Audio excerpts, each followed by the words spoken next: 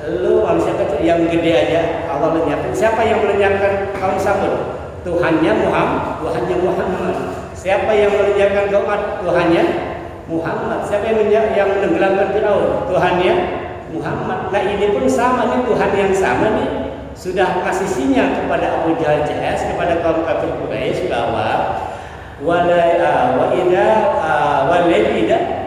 malam pasti akan berlalu, akan timbul fajar, pasti akan menang.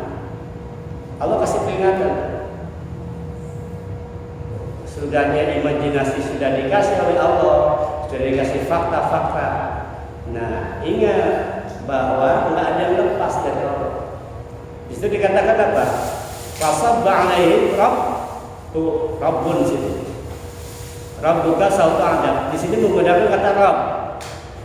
Dan Allah Tuhan itu apa? Menyiksa. Kenapa di sini Allah menggunakan kata Rabb, bukan menggunakan nama yang lain, bukan menggunakan kata Allah, tidak menggunakan kata di alam asma husna, tapi menggunakan kata Rabb. Rabb itu artinya Allah sebagai Rabb. Rabb itu artinya Allah yang menciptakan, Allah yang memelihara, Allah yang mengatur, Allah yang menetapkan, Allah semuanya. Termasuk Allah yang menskenariokan. Jangan dikira Allah itu sebagai Rabb setelah menciptakan manusia lepas begitu aja. Enggak. Ada skenario yang Allah berikan, ada pengaturan yang Allah berikan. Enggak ada yang sia-sia. Enggak ada ceritanya Allah menciptakan manusia kemudian lepas begitu saja. Enggak. Semuanya sudah pengaturan Allah. Maka Allah disebut sebagai mudabbir, apa tuh? Yang mengatur. Nah, supaya manusia ini bisa diatur, dia menjadi kuat, ya, Allah selalu mengawasi. Apa kata Allah? Inna rabbaka labil mirsad. Apa dia? Sesungguhnya Tuhanmu benar-benar mengawasi.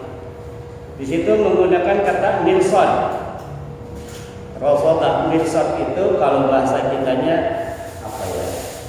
Mengintai, Pak. Tahu nggak kalau sniper, tahu sniper? Sniper itu selalu mengawasi betul. Semua gerakan kita selalu dewasa. Itu adalah mirsad. Ya. Jadi Allah itu selalu mengawasi manusia 24 jam tanpa henti. Mulai dari tidur sampai tidur lagi, Allah selalu memantau. Tidak ada satu pun yang luput dari penglihatan dan pengawasan Allah Subhanahu wa Ta'ala. Kemudian pada ayat berikutnya, kita masuk ke ayat yang 15. Apa kata Allah Subhanahu wa Ta'ala? Di dalam Allah menginginkan hamba-hambanya menjadi hamba yang kuat, menjadi hamba yang patuh, Allah uji nih. Allah uji. Perlu kita pahami bahwa ujian itu ada 3 macam, ada 3 tingkatan. Yang pertama namanya imtihan. Apa? Imtihan ringan. Yang kedua namanya bala. Apa? Bala. Yang ketiga namanya ibtila. Apa? Ibtila. Super berat. Kalau imtihan itu ringan, tak kecil. Makanya kalau dalam sekolah itu dalam bahasa disebut ma'an najah fil imtihan. Semoga lulus dalam ujian. Imtihan sekolah itu, ujian sekolah UAS, semesteran, catur bulan jam itu namanya imtihan. Ujiannya masih ujian ringan. Ya paling juga beras habis, gitu kan?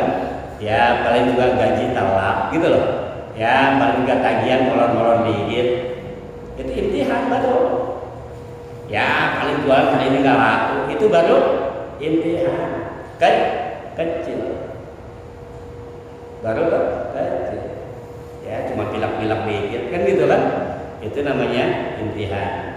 Ya baru juga dikasih bonus sedikit, itu imtihan. Jadi ujian itu jangan dianggap sebagai sesuatu yang tidak mengenakan. Yang mengenakan juga ujian. Allah mau tes nih. Allah mau tes. Yang kedua ada namanya bala. Bala itu lebih berat. Bala lebih berat lagi ujiannya. Ya bisa jadi jualan bangkrut sama toko-tokonya habis. Berat tuh. Udah mulai berat. Kalau tadi cuma berkurang pendapatan. Kalau ini bukan kurang pendapatan lagi, hampir toko-tokonya ludes. Udah nggak punya penghasilan. Udahnya harta ludes, bini kabur, anak kena kasus, itu bala. Ada nggak yang gitu? Lagi kaya, lagi seneng ngomong, nempel. Giliran kita jatuh miskin, pergi. Ada nggak? Ujian banget itu dah. Ada uang, abang gue sayang ada uang, abang gue tendang. Ada yang begitu, ya kan? Udah kita susah duit, kerja di PHK, bini kabur, anak kasus lah udah. Nah, ada lagi yang lebih tinggi apa? Ibtilah.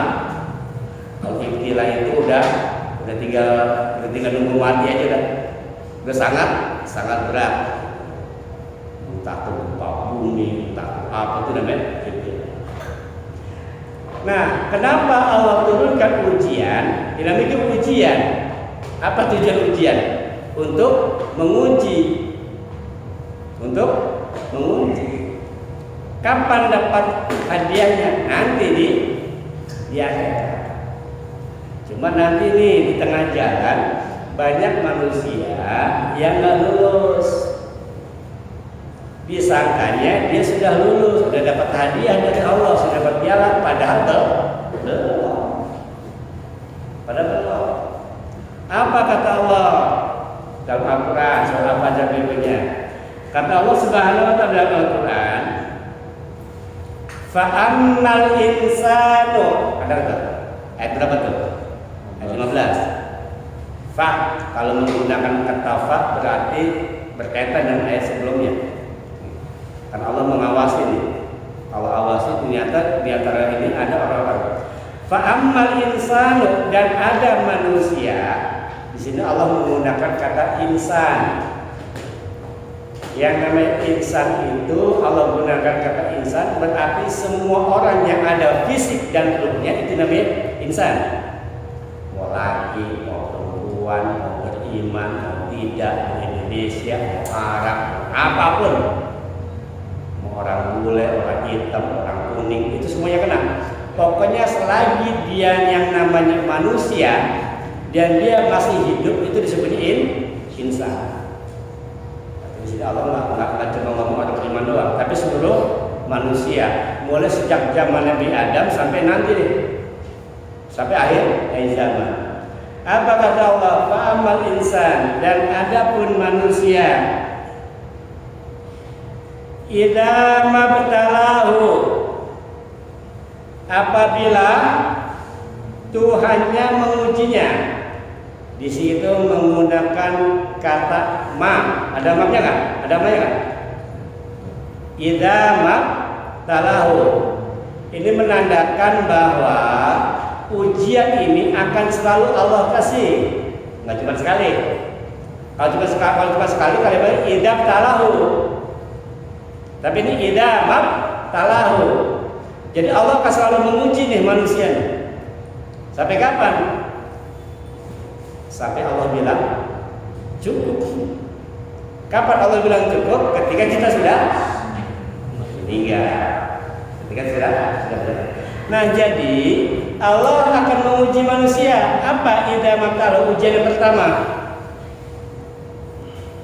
Idza mabtalahu rabbuhu. Nah, itu menggunakan kata Rabb. Lagi-lagi Allah menggunakan kata Rabb, bukan menggunakan kata Allah, tidak menggunakan kata Ar-Rahman, Al-Malik, Al-Qudus, bukan. Enggak dari Asmaul Husna, tapi yang diambil adalah kata Rabb. Karena Allah sebagai pengatur, Allah sebagai desainer, Allah sebagai perencana. Nah, sebagai perencana, Allah ingin uji nih. Jadi ujian itu sebagai bagian dari rencana Allah menguatkan. Apa ujiannya? Fa'akramahu wa na'amahu. Apa akramahu? Lalu ia dimuliakan. Ujian yang pertama tuh. Ujian yang pertama ada manusia diuji dengan kemuliaan. Siapa yang memuliakan orang itu? Orang lain, Pak. Ya, nggak mungkin dia memuliakan dirinya sendiri di dalam kamar gitu kan, diem menjadi goa atau diem di kamar. Apa dia akan dimuliakan orang? Enggak.